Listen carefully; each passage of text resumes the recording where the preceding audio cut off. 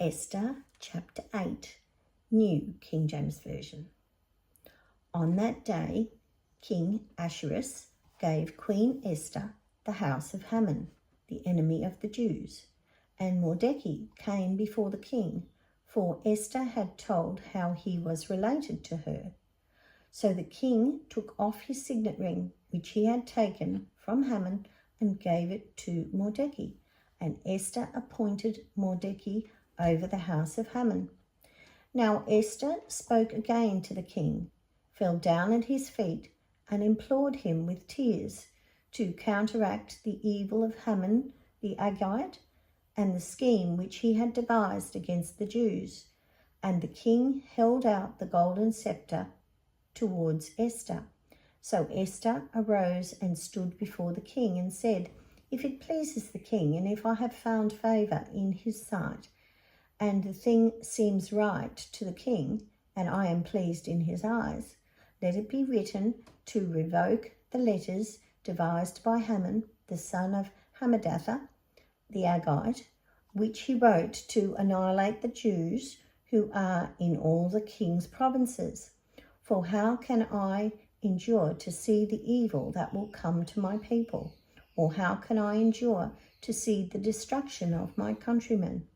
Then King Ahasuerus said to Queen Esther and Mordecai the Jew, "Indeed, I have given Esther the house of Haman, and they have hanged him on the gallows because he tried to lay his hand on the Jews.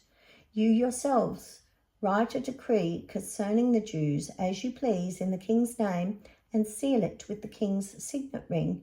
For whatever is written in the king's name and sealed with the king's signet ring, no one can revoke." So the king's scribes were called at that time in the 3rd month, which is the month of Sivan, on the 23rd day, and it was written according to all that Mordecai commanded to the Jews, the satraps, the governors, and the princes of the provinces from India to Ethiopia, 127 provinces in all, to every province in its own script, to every people in their own language, and to the Jews in their own script and language. And he wrote in the name of King Ahasuerus, sealed it with the king's signet ring, and sent letters by courier on horseback, riding on royal horses, bred from swift steeds. By these letters the king permitted the Jews who were in every city to gather together and protect their lives, to destroy, kill, and annihilate all the forces of any people or province that would assault them, both little children and women, and to plunder their possessions.